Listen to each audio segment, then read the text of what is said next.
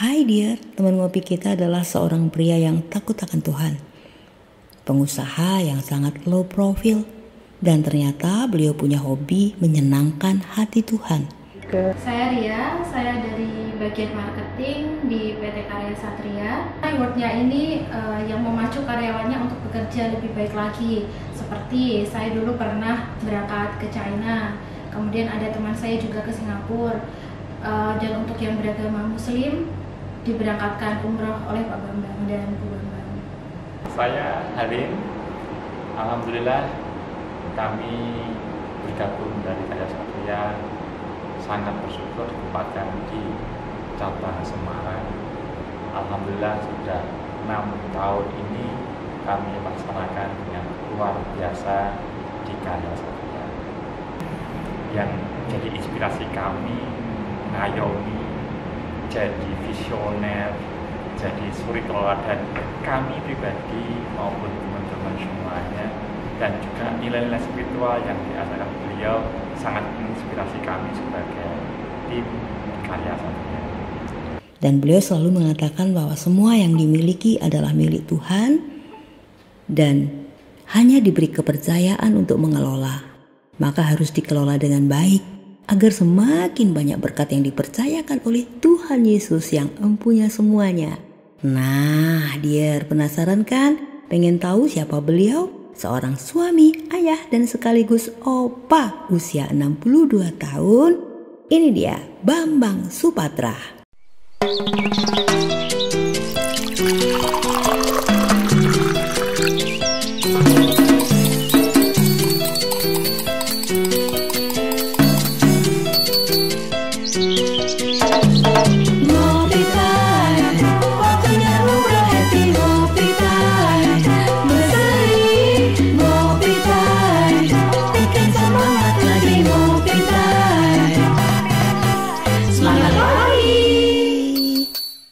Selamat pagi, dear, apa kabar? Senang sekali saya Ekna bisa kembali menemui Anda. Ya, tentunya saya bersama teman ngopi yang sangat spesial sekali. Apapun kopi Anda, pilihannya ada di tangan Anda. Yang masih suka ngopi, ya pastinya selamat menikmati kopi Anda. Dan saat ini teman ngopi kita ini secara luar biasa. Tadi di awal Anda sudah mendengarkan terlebih dahulu ya, bumpernya tentang beliau. Iya, beliau adalah seorang sosok yang sangat humble, yang saya tahu nggak cuma humble. Beliau ini kayaknya kalau memberi tangan kanan, tangan kiri nggak pernah ada yang tahu. Tapi itulah beliau. Di balik segala sesuatunya ada sebuah perjalanan, ada sebuah perjuangan hidup yang pastinya kita akan simak bersama. Dan berharap ini bisa menginspirasi kita semua ya. Dan Anda semua dia, termasuk saya. Baik, saya sapa dulu Pak Bambang Supatra. Namanya keren ya, Bambang Supatra. Nggak tahu itu filosofi namanya bisa seperti itu. Bagaimana kalau kita tanya dulu, Pak Bambang, apa kabarnya? Luar biasa, dahsyat, karena ada penyertaan Tuhan. Gitu, amin. Ini saya melihat agak berbeda banget ya, dengan nuansa warna hijau, agak ya bagaimana ya. Tetapi yang saya dapatkan ini jadi lebih glowing ya. Jadi lebih glowing dan lebih muda, lebih muda. Padahal ini sudah menjadi opa loh. Apa ini rahasianya ini? Apa karena setiap bulan, sebulan 2 kali gunting rambut, terus 1 bulan sekali adalah mengglowingkan wajah? Apa begitu Mbak Bambang? Bagaimana nih ceritanya? Oh enggak Bu, yang penting ini hati kita harus sukacita, damai sejahtera, karena di firman kan ada mengatakan bahwa hati yang gembira adalah obat. Yang manjur, masih ada tambahan. Betul. Ada lagunya ya Pak, hati yang gembira adalah obat. Tapi benar loh, kebenaran Alkitab itu kayaknya zaman itu mengikuti kebenaran Alkitab, bukan Alkitab yang mengikuti zaman. Karena kenyataannya memang seperti itu ya Pak Bambang ya. Kenyataannya seperti itu. Nah maka kalau melihat, ada banyak yang mengatakan kalau uangnya banyak pasti awet muda gitu kan. Tapi ada yang uangnya banyak juga nggak awet muda, ada ya Pak Bambang ya? Banyak malah stres. Oh gitu. Oke, baik. Yang pasti kondisi saat ini memang cukup berbeda dan sekarang kondisi lebih kondusif sih ya, untuk perputaran ekonomi sudah makin membaik atau kondusif di situasi, tetapi ekonomi belum membaik ini karena beliau adalah seorang pelaku bisnis. Mungkin bisa cerita sedikit dengan kondisinya pasca Delta, yang paling parah pasca Delta ya Pak ya, pasca Delta. Bagaimana Pak Bambang untuk ekonomi sendiri menurut ya usaha yang dimiliki oleh Pak Bambang? Ya puji Tuhan Mbak Ekna. Jadi memang di dalam 2 tahun berturut-turut itu kan banyak kegiatan yang terhenti. Bahkan kegiatan kami pun juga saya hentikan. Ya, saya hentikan, bukan saya tidak berhenti, saya hentikan karena saya melihat bahwa aset perusahaan yang terbesar itu bukan karena harta benda, tapi ternyata manusia, manpower itu. Dan kami juga bersikap hati-hati karena saya sendiri juga melakukan hal yang hati-hati. Masa dengan stafnya, anak buahnya kita nggak hati-hati. Nah itulah kita berhentikan. Memang ada rasa khawatir waktu itu, tapi saya serahkan Tuhan. Ya, saya serahkan pada Tuhan. Semua hidup itu kan tidak lepas dari kendali dan kontrol Tuhan. Nah, saya serahkan Tuhan, aku percaya Engkau yang kendalikan dan yang mengontrol. Nah, saya sempat off-kan 1 bulan lebih sedikit ya untuk tidak melayani, tidak melayani. Semua Pak, semua libur. Saya berhenti, tidak melayani. Ya, tapi ada beberapa customer, klien yang memaksa untuk bekerja, tapi tidak ditarget ya. Jadi pokoknya saya kembalikan kembali kepada masing-masing staf saya. Yang penting kamu utamakan keselamatan, karena perusahaan Karya Satria ini bukan perusahaan pesugihan, yaitu mengorbankan nyawa untuk kekayaan. Tapi perusahaan ini adalah perusahaan kerajaan Allah yang ada Karya Satria. Itu saya belajar loh, baik. Oke, baik. Ada kisah menarik yang saya dapatkan ya, dia. Ini banyak banget ya berkat-berkat yang bisa dibagikan oleh dia. Ada kisah menarik juga yang saya dapatkan tadi di awal. Anda menyaksikan ya bagaimana beberapa video, khususnya seperti apa seorang karyawan itu menganggap seorang pimpinan. Nah, tapi yang paling menarik di sini, di saat banyak sekali perusahaan harus memangkas, memotong gaji, gitu kan ya, memotong gaji dan lain sebagainya. Beliau bersama keluarga memilih satu titik turning point di situ adalah poin yang sangat keren. Berkumpul bersama dengan anak-anak, ngomong tidak ada acara liburan kita dulu untuk sementara, tidak kemana-mana. Dan uangnya split dibagi kepada pegawai.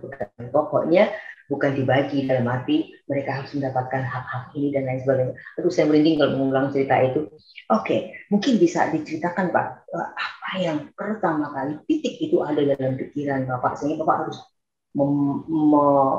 membalikkan telapak tangan. Biasanya mereka harus ikut kemana bersama keluarga, liburan kemana. Tapi ini nggak begitu aja, ternyata berkat itu berbeda. Silakan Pak Bang. Ya, jadi saat itu memang saya ajak misbah keluarga ya, istri kita bercerita bahwa ini ada seperti ini yang mana Papa rindu ya, jadi karyawan itu harus mendapat perlindungan dan juga dikurangi hak-haknya. Tapi dengan situasi ini kami ya cemas dalam arti itu. Tapi saya mengerti bahwa Tuhan yang punya kontrol. Tapi saya ajak anak istri untuk bicarakan masalah itu. Memang ada masukan-masukan. Saya lempar ke floor. Menurutmu bagaimana? Apakah karyawan digaji separuh atau tidak digaji dulu? Atau bagaimana? Sedangkan waktu itu juga ada Lebaran, THR yang harus digajikan 1 tahun. THR sama ya Pak ya waktu itu ya. Ya. Nah, ajaibnya anak-anak saya itu memberitahukan gini, Pak, itu kalau memang karyawan perlu diberi, ya diberi. Tidak apa-apa, Pak. Dan dia sendiri kan juga karyawan. dia juga merasakan ya. Aku juga bangga terhadap anak-anak saya yang dia memiliki jiwa empati kepada para karyawan. Saya katakan kemungkinan kalau ini kita bagikan semua, ada aset yang harus dijual. Saya katakan bisa mobil kita jual untuk bayar, dan kalian mungkin tidak pakai mobil. Kita mungkin bisa satu mobil bareng-bareng semua, atau bahkan mungkin tanpa mobil. Ya, kita mungkin beralih ke sepeda motor supaya hak karyawan kita bisa berikan dulu. Apa yang dikatakan anak saya? Dia mengatakan, saya tidak ada masalah, Pak. Mau sekarang pun naik sepeda motor, kita siap. Wah, saya langsung kagum. Bagus deh kamu. Nah, dari situlah hak-hak karyawan kita bagikan penuh, tanpa dikurangi. Karena saya tahu masalah ini bukan disebabkan oleh karyawan. Ini force majeure ya, jadi keadaan yang kita nggak bisa, betul sekali. Alam, ya, bukan karena kehendak karyawan. Nah, ini yang saya diuji ya, jadi diuji apakah hatiku masih terikat dengan mamon, dengan masalah uang, masih hitung-hitung ya kan, takut nanti bagaimana esok hari. Tapi saya ingat Tuhan pun pelihara burung kok. Yang penting kita mau lakukan bagian kita, Tuhan akan lakukan bagiannya. Dan dasar ya saya alami luar biasa setelah selesai pandemi, bahkan menurun. Sampai hari ini ya. Bukan menurun, bahkan naik. Saya terkaget-kaget, kok bisa ya? Dari mana Tuhan? Nah, dari situlah saya yang terkagum-kagum ya, sampai hari ini. Ya, COVID telah berakhir, hasil yang tahun 2021 itu juga bagus, luar biasa. Dan saya kagum ya, jadi saya melihat bahwa ini bukan hebatnya Bambang, ya, bukan hebatnya saya untuk mengatur cash flow dan sebagainya, tapi Tuhanlah yang mengatur semuanya. Iya, itu luar biasa sekali. Awal keterbukaan sepertinya langsung bisa membalikkan segala sesuatu sebagai turning point di situ ya. Padahal mungkin karyawan-karyawan saat itu sih sudah bergantung banget ya Pak. Mau dipotong juga nggak apa-apa, potong dikit juga nggak apa-apa, nggak terima THR juga nggak apa-apa. Karena yang penting adalah mereka tetap bisa bekerja. Apakah betul begitu Pak? Betul. Jadi, betul ya? Ya, jadi mereka kan juga tahu kiri kanan perusahaan-perusahaan kan pada dibayar separuh. Betul. Ya, dia memang kalau saya lakukan separuh, itu semestinya nggak ada masalah. Tapi disitulah saya diuji. Saya masih cinta uang apa enggak gitu. Tapi saya telah menyadari bahwa segala sesuatunya Tuhan sediakan. Itu adalah untuk hamba-hambanya. Bukan untuk Bambang pribadi, keluarga Bambang. Ternyata saya harus mengelola, jadi pengelola, bukan pemilik, Mbak Ena. Nah, ini saya belajar. Menyebabkan kalau orang terlalu lama jadi pemilik, ya toh. Nah, lalu nyaman. Gitu ya. Di mana ada hartaku, di situ ada hatiku, gitu Pak jadinya ya Pak ya. Betul. Tapi ya, ini luar biasa. Jadi saat kita merasa bahwa kita ini cuma pengelola, maka segala sesuatu ya bilang aja sama pemiliknya ya Pak Bambang ya. Aduh bagaimana ya. Kan seorang pengelola itu pasti luar biasa, dari Tuhan dikasih kepercayaan, dapat hikmat yang luar biasa. Satu kata kunci yang saya tangkap dari Pak Bambang cuma taat, itulah taat dan setia, yang akhirnya itu bisa diberikan, dan berkatnya tercurah sampai saat ini bisa dirasakan ya Pak ya. Jadi bukan ada pemaksaan terhadap keluarga, terhadap anak, terhadap istri agar mereka bisa sama-sama, tetapi saat mengatakan semua gayung bersambut. Kayaknya kalau sesuatu yang baik itu pasti juga diterima dengan baik ya. Nah, karena di sini ada seorang leader, Pak Bambang sebagai leader sendiri gitu kan ya. Memang Pak Bambang, sebenarnya kalau saya melihat dari cerita dan kesaksian dari semua yang saya dapatkan, memang pandemi ini menjadi sebuah berkat yang luar biasa sekali.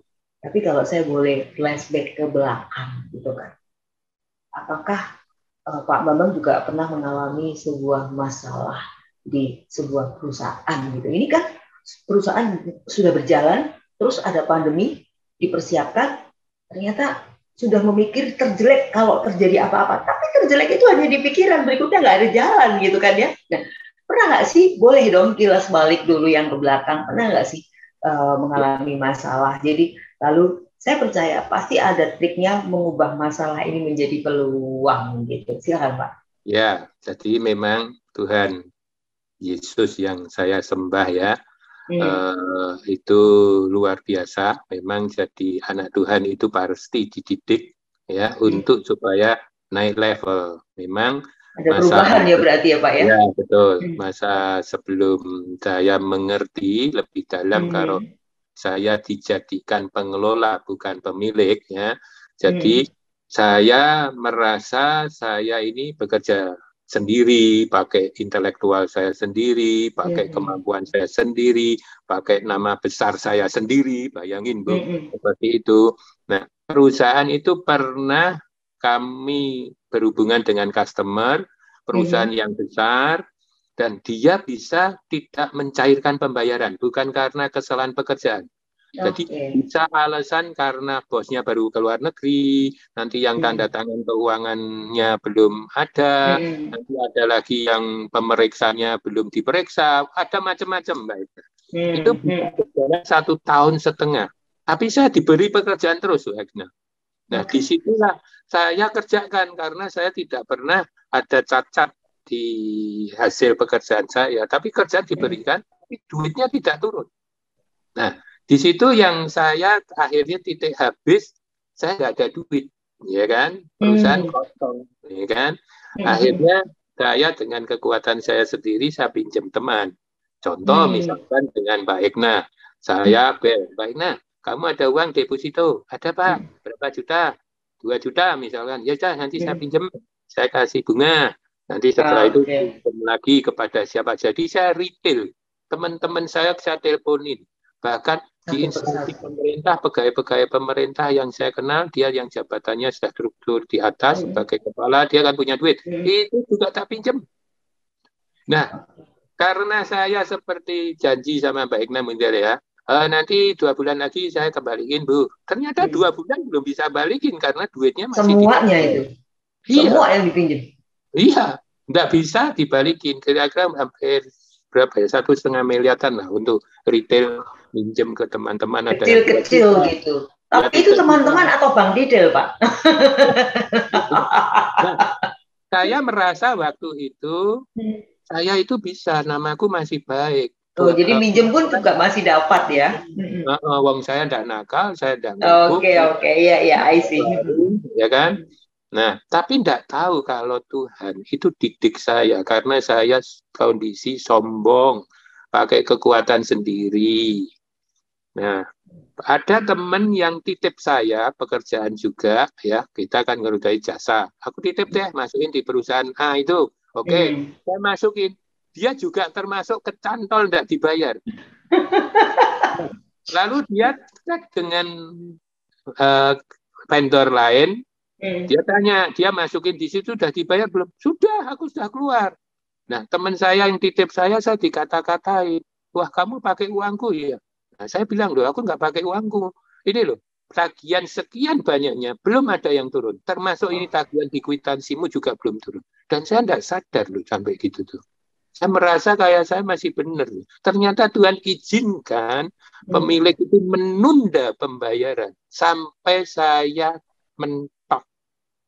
Nah, di situ saya baru sadar bahwa oh ya Tuhan, aku salah. Ini berarti bukan harus begini caranya. Aku harus cari engkau Tuhan. Nah, itu proses saya. Baru saya mentok, ya maju ke depan, mundur ke kiri, kanan. Mentok semua. Atas, bawah, sudah. Mentok semua. Nah, sudah mau apa sekarang? Ya toh? Habis itu saya helep-helep sama Tuhan. Tuhan saya ya, saya minta ampun. Dan saya percaya engkau yang atur semua. Begitu saya mengatakan salah, pembayaran itu saya.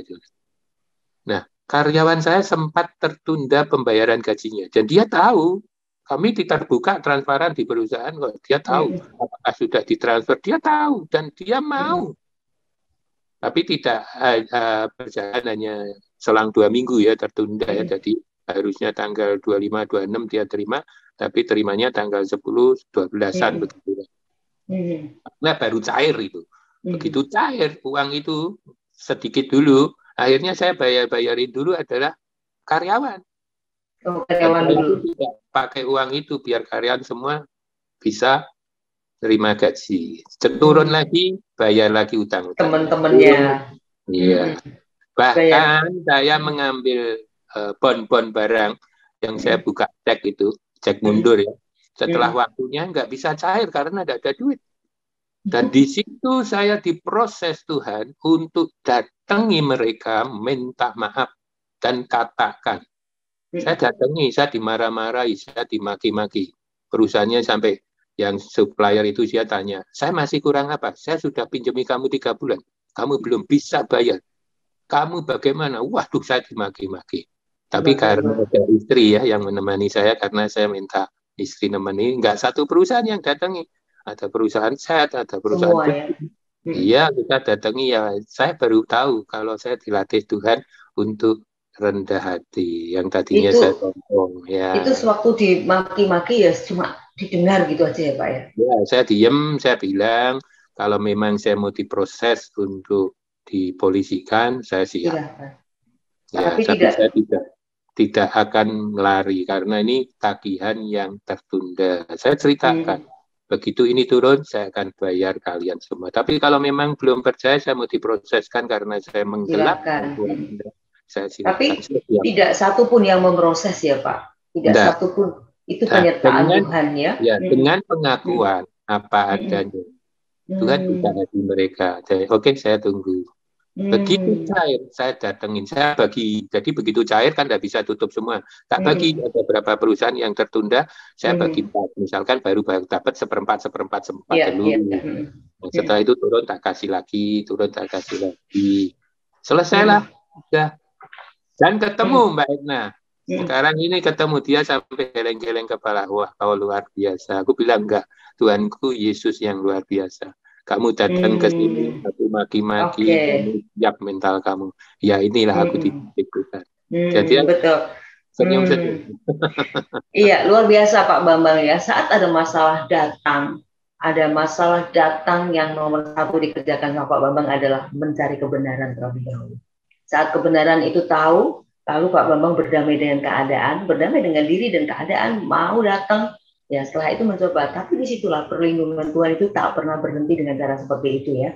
Nah ini menarik sekali. Biasanya Pak kita mau saya mau terima tapi saat kita mencoba untuk baik, orang ngatain aja, waduh panas, akhirnya panas lagi, meletup lagi. Ada banyak alasannya. Luka lama kalau disiram sama jeruk ya pasti perih. Ada banyak alasan untuk membuat kita tidak rendah hati, tapi itu dia kata kunci rendah hati.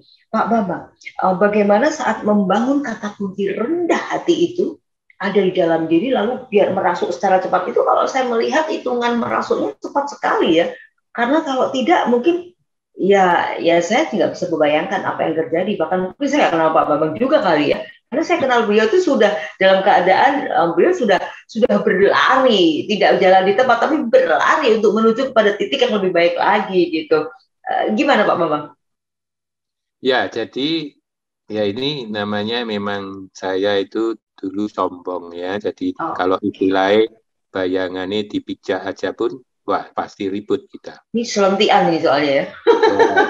Ternyata di situ saya dihadapkan sesuatu yang aku melihat bahwa tidak ada cara lain, aku menyerah kepada Tuhan.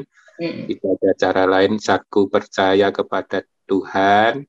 Dan saya juga tahu firman-Nya, bahwa Tuhan mengatakan di dalam firman-Nya, belajarlah kepadaku karena aku rendah hati dan lemah lembut. Baru itu aku ngerti, oh Tuhan, aku salah, aku masih jauh dari itu. Ternyata perintahnya sudah jelas, belajarlah kepadaku. Oh, itu firman yang Tuhan katakan loh, bahwa aku adalah rendah hati dan lemah lembut. Disitulah saya belajar. Ya proses, jatuh bangun, tetap. Kadang ya masih emosi, tapi tidak lagi. Nah, terus lama-lama ditekan, bisa memberikan respon yang positif. Di situ. Baik. Betul, baik. Tapi sebenarnya apa sih Pak cita-citanya waktu masih kecil gitu kan? cita-citanya waktu kecil itu apa gitu. Waktu kecil dia pasti suka kan kok ditanya, cita-cita pengen jadi apa? Oh, saya pengen jadi presiden. Saya pengen jadi dokter. Wah, cita-cita itu nggak ada cita-cita biasa pasti. Nah, Pak Bambang kecil, Bambang Supatra waktu masih sekitar 10 tahun, 5-12 tahun, itu cita-citanya ingin jadi apa sebenarnya? Ya kalau saya kepengen berdagang waktu itu, cita-cita Oh. bahkan orang tua saya mendidik aku jualan pisang goreng. Karena memang jiwa entrepreneur dari orang tua sudah ada ya. Ya, tapi memang dilatih karena katanya kamu pintar ngomong. Udah nih tawari pisang goreng di tetangga kiri kanan. Oke. Aku bawa tampah itu Mbak Egna. Ada Umur berapa goreng. itu? Umur berapa itu? Ya, SD. Bawa tampah. Oke, terus? Ada apa itu kuku macan ya, aku masih ingat. Ya, itu kalau jual nanti kalau habis dapat bonus pisang goreng 1 gitu. Dari mama. Karena kita kan makan pisang goreng sudah mewah itu. Dan benar saya tawarin tanpa malu, Om Tante, aku jualan pisang goreng, beliin Om Tante gitu. Lalu Pak Ibu, aku jualan pisang goreng ya sambil disungki pakai tenong itu pisang goreng. Gitu. Dan akhirnya di situ ada cita-cita pengen jadi pedagang gitu ya. Ya. Pedagang begitu ya. Oke. Dan ternyata memang beriring waktu gitu cita-cita pedagangnya tetap ada Pak, tetap ada atau sempat terhilang? Ada. Saya kuliah pun karena orang tua saya juga pegawai negeri, dia mengirimkan kan tidak bisa berlebihan, dia mepet bahkan bisa kurang. Kalau ada tugas, ada apa harus fotokopi itu pasti kurang makan kita. Nah saya ambil kesempatan untuk jualan kalender tahunan itu, jadi dapat gitu. Saat kuliah ya. Jualan pas musiman, ada kalau orang Cina itu ada tongjupnya, itu saya jualan juga. Waktu itu di Jogja, di Malioboro, setiap toko saya door to door saya masukin semua. Wah, luar biasa. Itu karena memang didikan orang tua ya. Dan Pak Bambang ini berapa berkeluarga Pak? Berapa saudara Pak Bambang itu? 5. Dan Pak Bambang satu-satunya anak yang paling gede badannya, paling bongsor. Dan menurut ceritanya Mama Bambang Supatra, Bambang itu satu-satunya anak saya yang makannya banyak gitu. Jatahnya kakak-kakak adiknya selalu diambil. Itu benar ya ceritanya, makanya Pak Bambang ini tinggi gede gitu kan. Apa benar cerita itu? Ini yang ngomong Mama sendiri loh. Saya pernah ngobrol sama Mama. Ya, bagaimana? Mungkin waktu kecil dan nakal ya, udah tahu ya bagian itu kan kalau Mama itu buat telur ceplok, telur dadar gitu kan diiris-iris segitiga itu. Jadi nanti anaknya 5 ya diiris-iris jadi 5 itu. Tapi kalau nasi makannya banyak, adik saya belum makan ya bagian dia sambil satu. Seperti gitulah, supaya karena nasiku belum habis gitu loh. Gitu ya. Tapi karena porsi badannya juga 2 kali lipat dari keluarga ya Pak ya, jadi gede gitu ya. Karena makannya banyak, katanya Mama ini kalau cerita ya. Tapi itu memang menarik sekali. Jadi ada perjuangan, jadi tidak semudah membalikan telapak tangan begitu saja. Kalau melihat Pak Bambang seperti ini, ternyata masih masa anak, masih kecil dulu. Itu memang sudah terbiasa untuk jual pisang goreng. Keren. Pisang goreng itu waktu itu ya itu pasti makanan yang mewah lah ya. Makanan yang mewah untuk makan seperti itu. Tetapi pasti yang dibawa itu pasti habis ya Pak ya. Karena Pak Bambang pengen bisa mendapat bonus 1 pisang ya. Dan orang-orang yang saya tawari kan dimunculkan belas kasihan sama Tuhan. Jadi ada yang diborong, ada yang soalnya yang jualan anak kecil gitu ya Pak ya. Iya, tapi itu jurusnya Mama hebat juga ya. Jurusnya Mama hebat juga ini. Karena tapi yang jelas saya senang kan dapat bonusnya pisang itu. Mbak Egna tahu itu bisa berjam-jam karena dulu dirasain, dinikmatin, tidak langsung lep enggak. Berdarah-darahnya ya untuk dapat 1 pisang gitu ya. Nanti dapat 1 didiemin dulu, lalu dipandang, dijilat, dicelupi. Ya, Ini ceritanya didramatisir ya, tapi itu sebuah kebahagiaan. Jadi waktu kecil pun sudah bisa, tapi labanya tidak dalam bentuk uang, labanya adalah mendapatkan satu pisang itu. Tapi yang nggak dapat kakak-kakak atau adik-adik itu juga nggak ada yang ngikutin Pak Bambang untuk jualan pisang. Ada bagiannya sendiri, dia suruh naik sepeda. Kalau saya kan nggak boleh, saya harus keliling jalan kaki. Kakak ya ada bagiannya sendiri. Gitu ya. Nah itu memang bagaimana orang tua itu mengajarkan dan mendidik ya Pak Bambang, ini sosok yang sangat sayang pada orang tua, khususnya untuk mamahnya ya saat ini, begitu luar biasa. Ada cerita sendiri nggak sih sebenarnya Pak Bambang, bagaimana orang tua itu mendampingi Pak Bambang sampai di usia istilahnya orang tua udah lepas gitu. Tapi menarik juga saat harus mencoba berjuang karena untuk bayar kuliah, untuk biaya kos dan lain sebagainya. Tidak ada cerita yang sangat menarik, tetapi itulah yang membuat sebuah spirit yang menyala sampai hari ini. Ya, nah saya melihat ya orang tua saya karena gajinya terbatas, pegawai negeri, anaknya 5, Mbak Egna bisa tahu semua kuliah semua. Nah itu luar biasa ya, mamah yang pinter ngatur uang belanja bisa disisihkan untuk membayar anak-anak kuliah, untuk mencarikan kos. Dan saya lihat perjuangan mama saya pun juga mau berkorban ya. Mama ternyata mau berkorban, dia punya simpenan dari orang tuanya, warisan emas itu, dia jual itu untuk biar anaknya ini bisa sekolah, bisa makan, dan dia mau lakukan. Nah, setelah saya tahu itu, apakah yang harus kita balas? Ya, orang tua saya dari kecil merawat saya, dan saya sudah dibesarkan. Nah, apa yang mau kita balas? Orang tua nggak minta duit semestinya ya, dia minta perhatian, dia minta dikasihi, ya, diajak ngobrol seperti itu. Nah, dia yang sangat senang. Nah, ini saya pun juga ada di tempat orang tua. Saya sempatkan kunjung, saya sempatkan ngobrol. Orang tua cerita masa lalu, saya dengerin. Mendengarkan aja ya. Dan pengorbanan orang tua, ibu itu luar biasa. Tidak bisa dibalas. Memang anak apa yang diberikan kepada orang tua masih jauh dengan pengorbanan ibu. Itu aja yang saya sampaikan. Memang benar, kalau ada orang tua satu sakit gitu, anaknya 5, itu mungkin nggak bisa nungguin semua. Tapi kalau orang tua anaknya 5 sakit, ya itu orang tua masih bisa nungguin semua. Jadi kadang-kadang benar juga ya, kalau ada lucu-lucuan, ada meme yang mengatakan seperti itu, memang benar ya.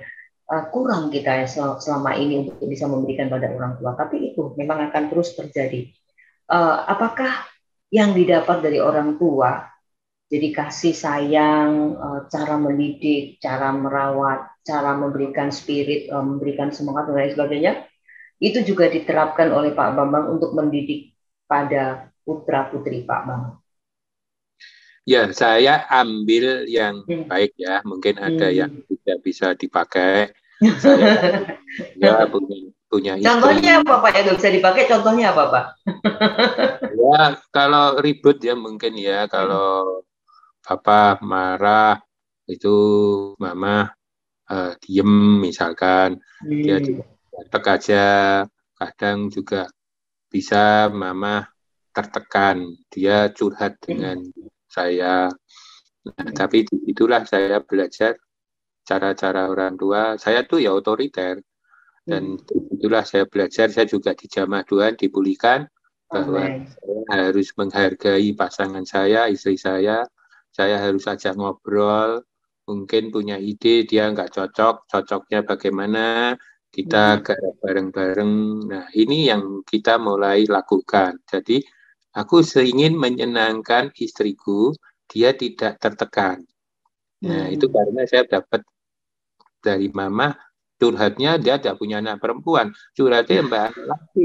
Dia cerita papamu begini, begitu, gitu loh. Ternyata saya sendiri sudah lakukan loh di situ. Tapi di situ saya mulai berbalik, saya mulai belajar, ya Tuhan, kau ingatkan bahwa mamaku aja tertekan curhatnya sama anak-anak. Nah, saya belajar sekarang istriku supaya tidak tertekan, kita ajak ngobrol bersama misbah Gitu. bersama ya orang tua enggak ada misbah. Nah, kita Oke. misbah Betul, bersama. betul. Tapi itu sebuah titik sadar ya Pak, keren sekali ya. Jadi karena memang melekat mau tidak mau orang tua adalah role model ya. Jadi saat dulu mama pernah tertekan dengan papa gitu kan, nggak ada anak cewek yang dicurhatin cowok-cowok gitu. Tapi justru itu menjadi titik balik dari seorang Bambang Supatra saat membuat istri tertekan, lalu ada titik kesadaran. Menyerang balik gitu, langsung gitu langsung. Ya, jadi ya lawatan Tuhan terjadi, lalu saya teringat, oh ya saya salah. Ini seperti kasus mama saya yang dia juga tertekan. Kita ajak ngobrol karena istri itu juga pengen diajak ngobrol, bukan hanya teman konco wingking gitu, bukan, tapi ternyata pendamping. Ya, itu yang terjadi. Karena orang tua saya waktu papa saya itu kan menganggap istri itu konco wingking ya, itu kan benar itu ya, kita berubah. Ternyata terbawa waktu saya menikah, tapi setelah Tuhan lawat saya baru sadar, oh ya saya harus dirubah. Ada begitu. Perubahan. Baik, ya memang sih perubahan ini sesuatu yang abadi ya Pak ya. Yang tidak pernah berubah hanya satu, Tuhan dan perlindungannya terhadap manusia itu nggak pernah berubah. Tapi manusia itu selalu ada perubahan. Memang tidak semua orang bisa mengalami sebuah perubahan, padahal perubahan itu akan mendatangkan banyak hal. Bagaimana sebaiknya atau Pak Mulwang bisa memberikan saat kita punya pikiran bahwa kita ini harus berubah, apa langkah pertama yang harus diambil, satu titik sebagai turning point dulu, ini yang harus dirubah gitu. Memang nggak mudah ya Pak Bambang, karena ada cerita dari mama. Oke, perubahannya gampang kayaknya, tapi tidak semua orang juga untuk perubahan itu. Bahkan mungkin dulu saya suka disiksa sama keluarga, sekarang saya akan menyiksa istri saya, anak saya, bisa terjadi seperti itu. Nah, seperti apa sebenarnya kita akan memulai perubahan itu sehingga perubahan saat akan terjadi kita bisa menerima dengan legowo gitu. Memang harus dirubah. Ya, kalau saya sih ya untuk berubah itu pertama harus punya landasan firman Tuhan dulu. Oke, firman baik. itu yang membuka hati dan pikiran kita. Setelah mengerti firman, maka muncullah takut akan Tuhan, hormat akan Tuhan. Karena firman itu yang menghidupi roh Bambang. Nah, dari situlah baru bisa terjadi perubahan. Kalau tanpa dasar firman, ya nggak ngerti. Ada firman memerintahkan, contoh ya, hai suami, kasihlah istrimu seperti dirimu sendiri. Ada juga, hai suami, janganlah berlaku kasar terhadap istrimu. Ada. Nah, tapi kalau saya tidak baca, saya tidak ngerti. Iya, benar. Itulah Tuhan beri anugerah ya, diberi kemurahan. Saya diberi hikmat untuk dapat melakukan, untuk mengasihi istriku seperti diriku sendiri. Diriku dirawat, berarti istriku juga harus dirawat. Begitu. Dan janganlah berlaku kasar. Nah, itu ada. Nah, selama ini kan banyakan saya keliru. Nah, itulah kita sadar karena firman itu yang harus dihidupi, maka kita akan terjadi roh takut akan Tuhan ada di dalam hidup kita. Itu aja Mbak. Termasuk bisnis itu dulu saya ya amburadul, hal pajak dan sebagainya, membayar pajak reklame, itu model koboi semua. Tapi ya kita tahu ada Tuhan, mata Tuhan ada di mana-mana. Nah, kita harus melaporkan segala kepajakan harus apa adanya, bukan ada apanya. Nah, inilah disinilah yang saya sekarang merasakan saya tidak mau diatur oleh Mamon, tapi Mamon yang harus kita atur. Ya, gitu. Betul. Aduh, luar biasa Pak. Jadi speechless nih ya kalau kita mendengarkan. Ternyata kuncinya cuma satu, saat kita mengerti firman Tuhan. Kalau kepengen mengerti firman Tuhan, ya membaca Alkitab ya Pak ya. Membaca Alkitab, ya kan? Ya ke gereja, kalau kita sebagai orang Kristen. Kalau Anda beragama lain, ya memang harus berdoa, mendekatkan diri pada yang menciptakan Anda. Berkumpul dengan orang-orang yang sama-sama lah, rajin berdoa dan seperti itu. Dan saat merenungkan, maka di situ akan ada sebuah pengertian begitu. Ya, Pak Bambang, dari perubahan, memang kita ini merasakan ada sebuah perubahan. Bagaimana merasakan bahwa saya sudah berubah? Kita kan butuh cermin tuh, butuh cermin untuk melihat bahwa kita udah berubah nih, Pak Bambang. Wajahnya dulu seperti apa, sekarang jadi apa? Ada cermin tak? Aduh, saya kok semakin ganteng. Saya kok semakin glowing gitu kan. Nah, seperti apa caranya kita mengukur perubahan untuk diri kita bahwa kita ini sudah berubah gitu, atau perubahan kita sudah diterima, seperti apa sebenarnya kita harus mengaca, bercermin pada diri kita. Ya, tentunya ke dasarnya, ke barometernya adalah firman itu ya. Jadi kita harus lakukan firman. Setelah firman itu sudah dilakukan, nanti di sekeliling kita itu pasti ada komentar, ada komentar yang benar, ada yang tidak benar. Berarti yang tidak benar ini kita belum melakukan firman. Nah, kita belajar lagi. Memang saya juga kuesioner ya sama karyawan-karyawan. Saya biar mereka menilai saya. Kebanyakan karyawan tidak berani menilai bosnya, takut nanti kalau dipecat dan sebagainya. Saya buat lewat seperti isian link ya, lewat aplikasi. Jadi tidak ada namanya. Nah, sudah tahu memang kelemahan saya di mana, saya munculkan di situ. Dia tak suruh menjawab apakah Pak Bambang masih emosi, apakah masih pelit. Nah, seperti itu kita buat pertanyaan-pertanyaan.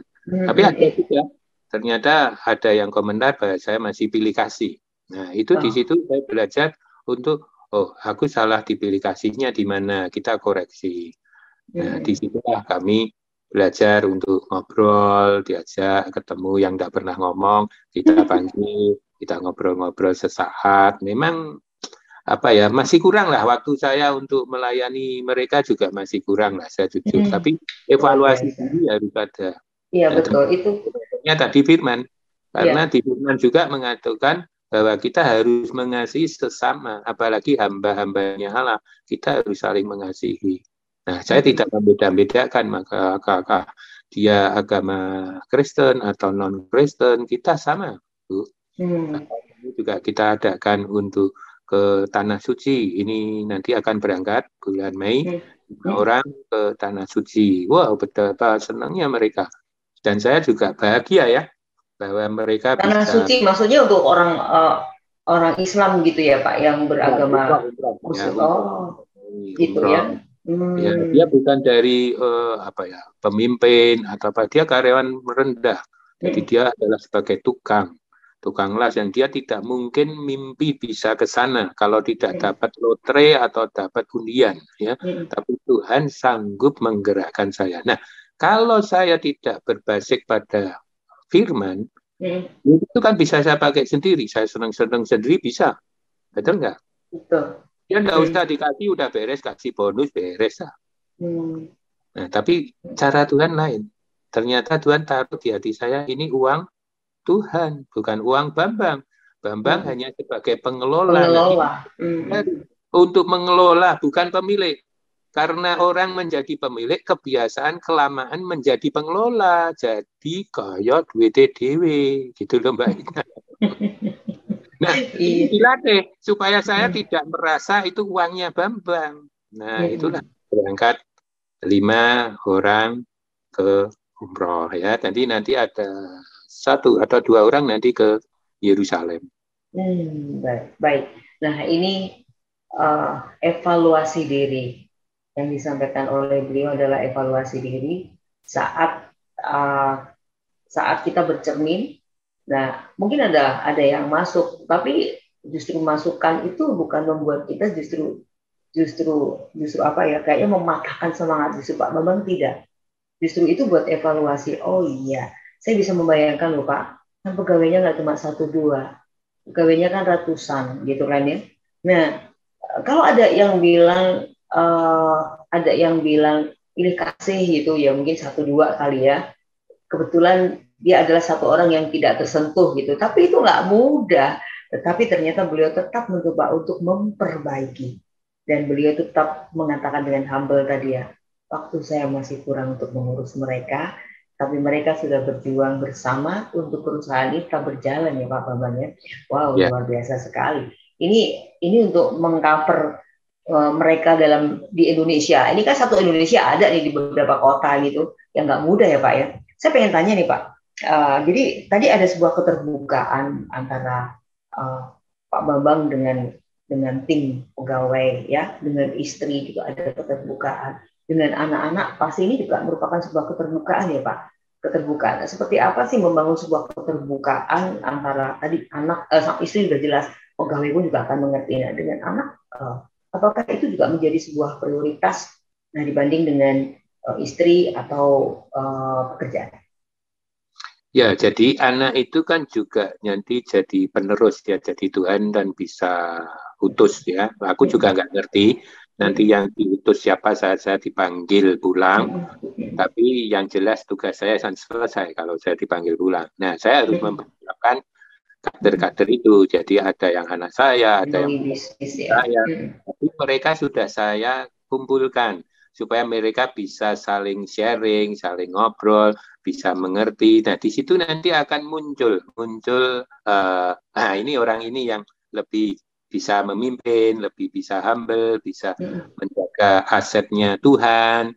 Dan saya berikan keterangan terhadap anak saya maupun anak buah saya bahwa apa yang ada ini adalah aset Tuhan, yang mana kita harus jaga karena Tuhan ingin memberkati generasi-generasi keturunan-keturunan kita. Nah, kalau salah melangkah, saya sampaikan kepada anak-anak saya Anda salah melangkah, maka banyak jiwa-jiwa yang akan terlantar dan dia akan tidak makan, termasuk anaknya nggak bisa sekolah. Dan saya ajak berhitung. Nah, dari itulah kita harus hati-hati untuk mengelola. Dan saya harus belajarkan mereka untuk mengelola, bukan hanya anak, tapi dengan pegawai saya pun juga saya belajarkan. Tapi saya nggak tahu, kalau sudah mati kan, dipanggil Tuhan kan sudah nggak ngerti. Siapa yang mau ditugasin, ya itu bagian Tuhan, bukan bagian saya. Bagian saya selama masih hidup, saya harus menyampaikan nilai-nilai kebenaran di dalam bisnis ini, supaya kerajaan Allah ya, yang Tuhan miliki di bumi ini, biar mereka bisa merasakan sungguh baik Tuhan, bahwa Tuhan itu ada, bahwa Tuhan itu mengasihi kita, bahwa Tuhan itu yang mengirim berkat, bukan karena upaya kita. Tugas kita adalah mengelola, melakukan yang terbaik, dan menyelesaikan pekerjaan itu bertanggung jawab kepada Tuhan. Ya, bukan sama Bambang atau nanti pegadine Bambang, bukan. Kita bertanggung jawab menyelesaikannya kepada Tuhan. Dan itu saya terus-menerus saat ada briefing, ada kunjungan ke kantor, saya sampaikan berulang-ulang biar mereka ngerti gitu loh. Ya, menarik ya. Karena memang keterbukaan ini sebuah awal dari segala-galanya. Baik itu dengan pekerjaan. Nah, kalau Pak Bambang dengan pekerjaan juga sudah ada keterbukaan, ya pastinya akan ada keterbukaan dengan keluarga, juga termasuk dengan anak-anak, karena anak ini akan menjadi penerus ke depan nanti. Ya, sekali lagi tadi beliau sampaikan bahwa Bambang Supatra hanya mengelola, ownernya cuma yang di atas. Nah, itu nanti serahkan aja keputusan-keputusan, tetapi hikmat itu Tuhan berikan untuk seorang leader. Siapa leader? Anda dan saya adalah leader, itu sudah jelas seperti itu. Baik, oke, Pak Bambang. Memang sekarang ini kalau melihat Pak Bambang istilahnya sudah jadi opa, anak-anak udah pada menikah, jadi sudah enak gitulah ya, enak seperti itu enak. Biasanya seorang pengusaha, wah pasti anaknya akan enak-enak gitu kan, anaknya akan enak karena tinggal menikmati dan lain sebagainya. Bukan berarti seorang pengusaha juga mulus selalu untuk mendidik anak-anak itu. Nah, apakah ada kemelut atau ada sesuatu di saat seorang pengusaha itu mendidik anak itu kan, biasanya anak itu dididik dengan pattern jadilah seperti papa dan mama sebagai pengusaha gitu kan. Nah, ya seperti apa Pak sebenarnya? Ya, kalau saya juga bersyukur ya, jadi setelah saya dijamah Tuhan, saya belajar melakukan firman Tuhan ya, yang belum bisa 100%, tapi kita terus belajar firman itu ya. Tapi secara otomatis anak-anak saya pun juga sama. Jadi gayanya juga sama. Dia juga takut akan Tuhan juga ada. Jadi saat kita ngobrol-ngobrol juga enak. Tidak ada satu perlawanan apa. Bisa saling mengisi. Kadang saya bisa dikoreksi. Papa ini contoh misalkan saya memberikan tugas itu yang kurang jelas. Saya kan senangnya cepat ya. Orang kuning kan beras, sudah selesai gitu cepat. Dan ada merahnya saya. Setelah itu kamu mikir sendiri. Ternyata saya dikritik anak saya, Pak, semua orang nggak bisa seperti pikiranmu. Kamu harus detailkan. Nah, baru ngerti. Oh ya, oke. Nah, sekarang belajar, Bapak. Belajar mendetailkan. Setelah itu sudah jelas atau belum? Tanya lagi. Dulu nggak bisa. Aku bilang, udah, sana lakukan. Pikir dulu kamu. Nah, nanti kalau ada kesulitan, baru ngobrol. Nah, dia bingung keluar dari ruangan saya ini disuruh apa. Akhirnya juhar sama anak saya yang memberikan masukan saya. Jadi bukan frontal ya, jadi enak pada saat mesbah dia cerita si A si B keluar gini, papa tuh gini bagus, papa ngasih ini, tapi tidak semua orang sama. Nah, kan buka hati saya. Oh iya ya, kamu ya benar juga. Ya, aku puji itu.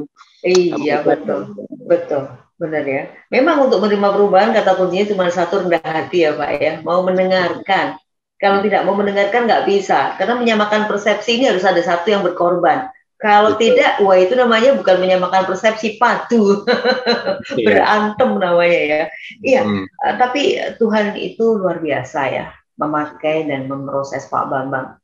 Karena Tuhan mau memakai, maka Tuhan memilih Pak Bambang. Setelah Pak Tuhan memilih Pak Bambang dibersihkan, dibentuk, diproses, dan itu disertai loh selama berbentuk diproses tuh. Kalau kita saat masuk ke proses dan dibentuk kita udah aduh Tuhan nggak kuat deh, berarti kita nggak merasa penyertaan.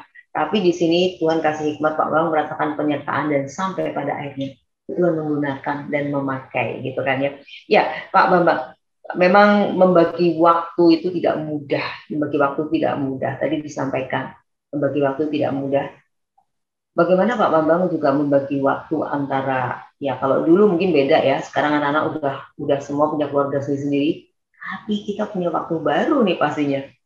Mereka sudah menikah, bukan berarti kita lepas. Nah, ternyata kalau saya melihat Pak Bambang ini masih under control, tetapi di mana? Bukan berarti di masing enggak, tapi di waktu pertemuannya ini loh, ini yang paling menarik. Ya, seperti apa sih mungkin bisa dibagikan buat kita untuk berbagi waktu bersama dengan istri, dengan anak dan keluarga, lalu masih ada pegawai, dan ada satu lagi, pelayanan.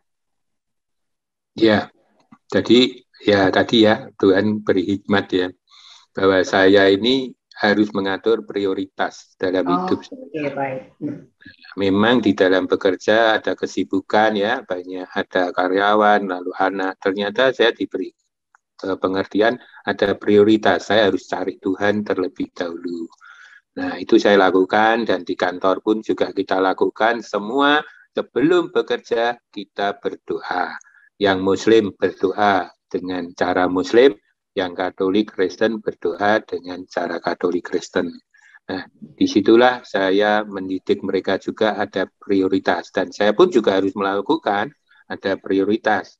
Nah, pertama adalah Tuhan. Setelah itu adalah hubungan suami istri. Dulu saya waktu bekerja itu, istri di rumah sudah cukup lah.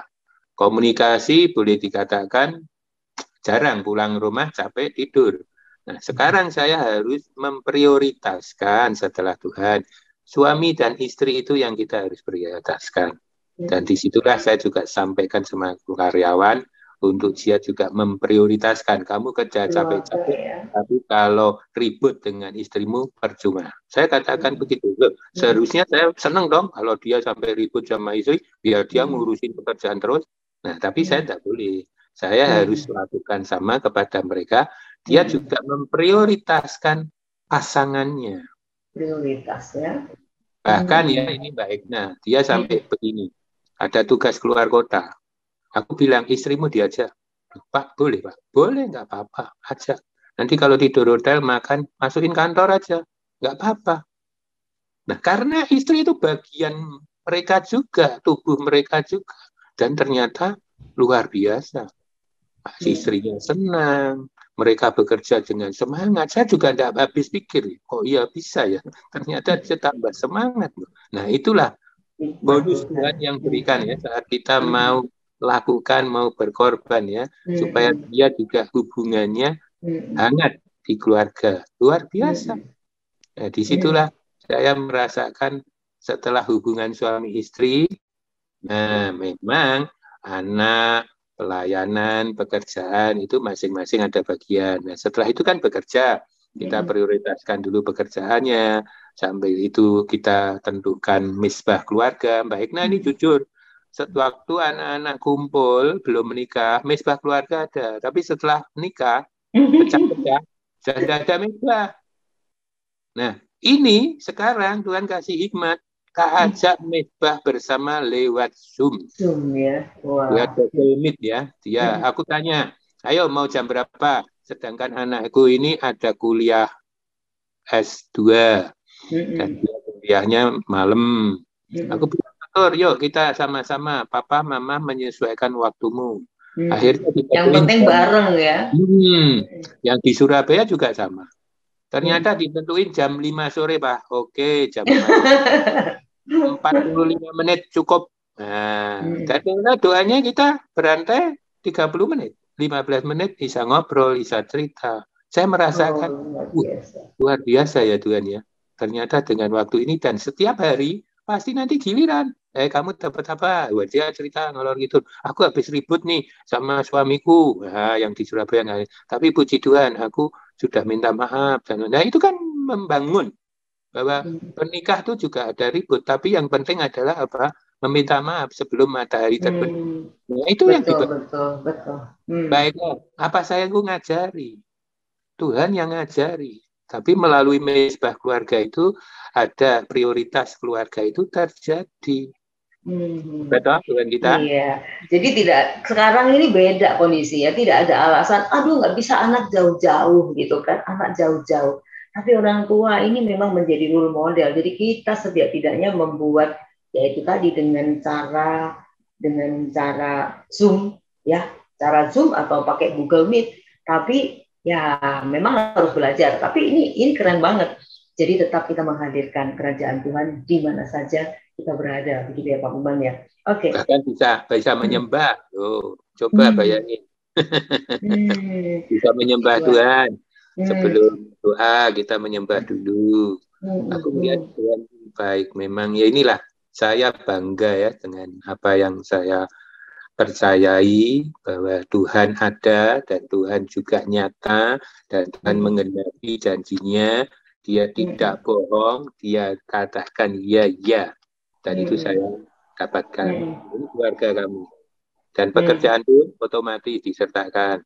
Karyawan pun juga sukacita. Bahkan dia pergi bisa sama pasangannya. Nanti ada piknik ya. Tadi piknik di perusahaan kita sudah juga mengalokasikan dana. Dia akan piknik dengan keluarga.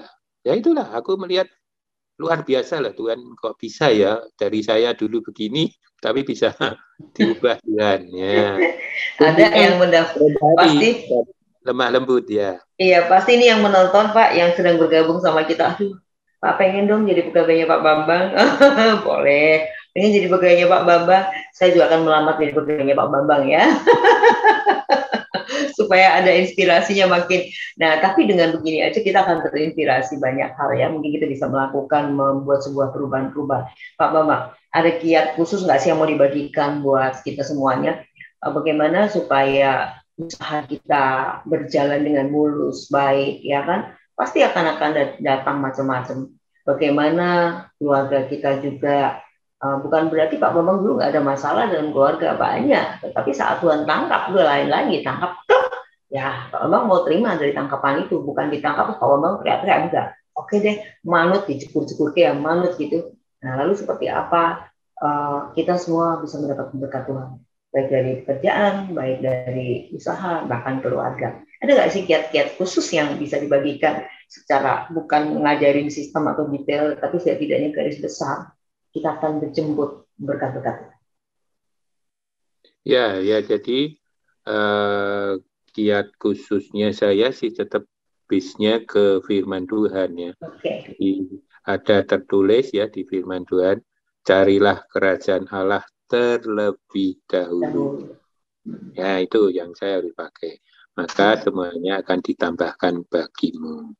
Nah, otomatis nggak tahu kok bisa ada hikmat turun dari atas, bisa disuruh melakukan hal-hal yang saya juga tidak terpikirkan. Dan itu menjadikan satu motivasi bagi anak, pasangan saya, bagi karyawan, bahkan kepala cabang, dia bisa punya motivasi yang luar biasa. Itu saya terheran-heran, bukan karena kepandaian saya. Jadi saya nggak bisa mengatakan, apa ya kiatnya ya, itu aja. Cari kerajaan Allah terlebih dahulu, carilah Tuhan terlebih dahulu, maka hikmat hidayah dari Tuhan itu akan turun.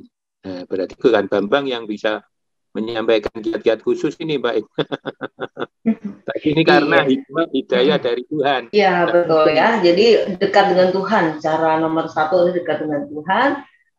Lalu ya dari firman itu akan mendapatkan hikmat ya. Betul. Kalau hikmat udah dikasih sama Tuhan itu luar biasa, mengalahkan segala sesuatu deh kayaknya hikmat ini ya. Oke, Pak Bambang, apa arti keberhasilan sendiri menurut Pak Bambang? Sukses itu seperti apa sih? Menurut Pak Bambang pasti beda. Ada orang yang mengatakan sukses bagi saya jika saya punya 5 rumah gitu. Sukses bagi saya jika ada. Arti sukses atau berhasil menurut Pak Bambang itu seperti apa? Ya, kalau ini ada dua ya, jadi dari segi aspek keluarga maupun dari segi aspek bisnis ya. Kalau dari aspek keluarga, sukses saya itu kalau saya bisa mengarahkan anak-anak berkeluarga dengan baik dan benar, dan ada rukun antara anak 1, 2, dan 3, menantu dan anak bisa rukun, ya tidak ada rasa jealous. Ya, kita pun juga terbuka, transparan kepada mereka. Saya tidak akan memberikan lebih dari anak sing disenangi atau anak pertama atau anak 2, anak ketiga. Kita semua sama. Dan apa yang diberikan kita terbuka dan bahkan ditandatangani bersama. Nah, itu saya ingin supaya mereka bisa hidup rukun. Nah, kalau di karyawan, di pekerjaan, menurut saya sukses itu adalah karyawan bisa merasakan sejahtera. Dan dia ada di perusahaan itu merasakan bahwa hidup mereka memang Tuhan yang pelihara. Itu baru sukses bagi saya. Tapi kalau dia masih merasakan ya gini-gini aja, nggak ada perubahan dan sebagainya, itu belum sukses. Sukses itu adalah karyawan merasakan damai sejahtera dan bersyukur dan terus dia melakukan yang terbaik untuk Tuhan. Ya jujur memang di perusahaan kami, Mbak Ekna, banyak masih golongan yang kontrak-kontrak, sewa-sewa. Nah, di situ saya terbuka, saya memfasilitasi mereka untuk ada rumah. Ya, kita walaupun rumah tipe luas 60 meter persegi, tipe 36, kita buat sederhana, tapi bisa mengayomi mereka dan dia bisa mempunyai hak pakai di situ, bahkan memiliki. Nah, dengan cara apa? Mengangsur. Karena kita juga dengan harga yang murah, kita suruh ngangsur tanpa dipungut bunga dan sebagainya, supaya dia juga merasakan ada kesejahteraan. Semestinya saya cuma rindu itu aja kok. Buat apa kita misalkan punya rumah banyak, tapi karyawannya melarat ya, maaf ini, karyawannya hidupnya pindah kos ke kos atau pindah kontrak ke kontrak. Karena saya dulu merasakan kontrak, Mbak Ekna, begitu pindah kontrak capek. Kontraktor ya Pak? Wah, ya capek. Bersihin, nota-nota lagi, aduh. Dah, saya juga, ampun dah. Juga saya sampaikan sama anak buah yang belum punya rumah, kita fasilitasi. Yaitu ada 36 kapling buat mereka yang kita fasilitasi gitu. Oke, aduh luar biasa banget ya. Dan dengan demikian perusahaan ini akan melaju dengan pesat. Mereka punya tugas dan masing-masing bagian yang dilakukan. Dan Pak Bambang juga ada tugas dan Tuhan juga punya tugas yang luar biasa untuk mempercepat segala sesuatunya. Ya, ini luar biasa. Pak Bambang, kalau saya bertanya, ya boleh jujur, saat ini bagaimana Pak Bambang memandang hidup yang sedang dijalani ini Seperti apa sih rasa yang dirasakannya untuk saat ini? Ya, kalau saya rasakan hidupku lebih bergairah lagi, dan Tuhan mau pakai saya jadi alatnya, ya, untuk menyalurkan berkat-berkat Tuhan. Saya juga nggak tahu Tuhan suruh apa, tapi yang jelas saya mau dipakai Tuhan untuk menyalurkan berkat-berkatnya, mumpung saya masih diberi kesempatan hidup. Jadi saya bergairah, bergelora, bersemangat, ya, ya seperti muda lah pokoknya. Dan sekarang pun saya juga membahana, cetar membahana, tapi tidak membabi buta ya, jangan salah. Cetar membahana begitu. Oke, Pak Bambang, menarik ya apa yang disampaikan oleh beliau ini, ya sekaligus mengaduk-aduk perasaan kita ya. Apakah kita akan tetap berputar pada itu aja? Apakah kita mau mencoba turning point untuk kita menjadi yang lebih baik lagi? Kayaknya memang perlu seperti itu, dan kita perlu inspirasi deh ya.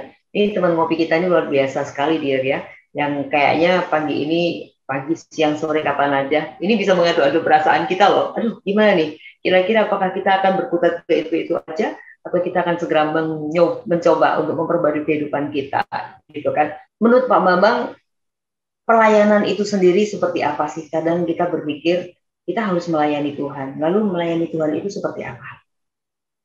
Ya, kalau pelayanan itu adalah, itu yang harus kita lakukan adalah yang kita jumpai di depan kita, itu pelayanan.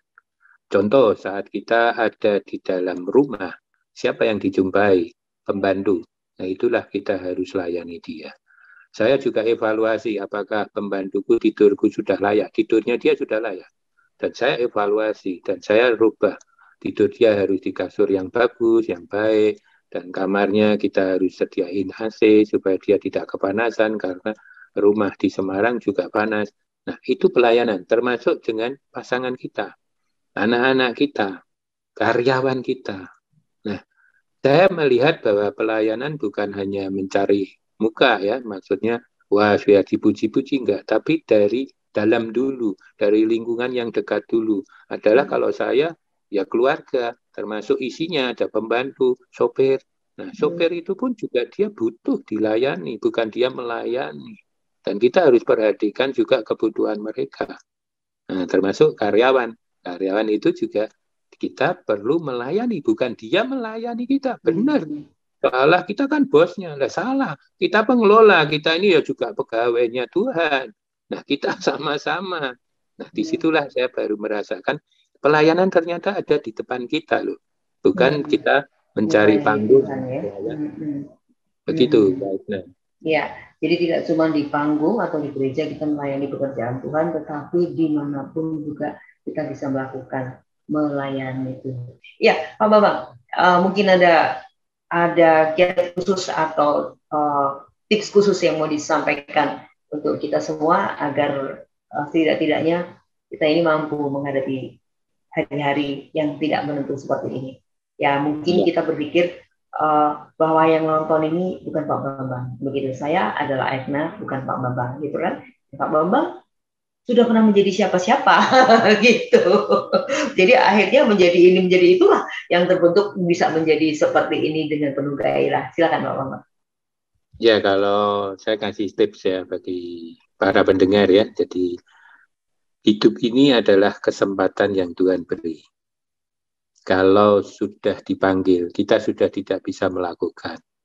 Dan saya menyadari bahwa semua orang yang hidup diizinkan hidup di dunia itu mendapat tugas oleh Tuhan yang menciptakan kita untuk bisa berbagi, bisa menjadi berkat ya. Bukan berarti berbagi duit, tapi berbagi waktu, perhatian, bisa menjadi berkat, mungkin bisa dengan keuangan atau dengan pelayanan kita atau juga dengan hal-hal lain. Tapi ini adalah kesempatan yang Tuhan beri. Kalau sudah dipanggil, sudah waktunya selesai, kita sudah tidak bisa mengerjakan lagi. Nah, saya himbau para pendengar, ayo toh kita berubah, move on ya, supaya jadi berkat. Ya, berkat macam-macam, nggak perlu harus dengan uang. Ya, jadi mungkin saudara-saudaraku akan mengerti manfaatnya, dan Tuhan itu pasti pelihara. Jadi nggak usah khawatir, Tuhan pasti pelihara, asal kita tidak malas, asal kita tidak hanya menunggu, tapi kita bergerak, move on. Begitu Mbak Igna. Baik. Ya, dia demikian ya ngobrol kita bersama teman ngopi kita yang luar biasa. Seorang anak Tuhan yang humble dan takut akan Tuhan. Dan keinginannya adalah menyenangkan hati Tuhan. Sampai jumpa di lain waktu. Bye.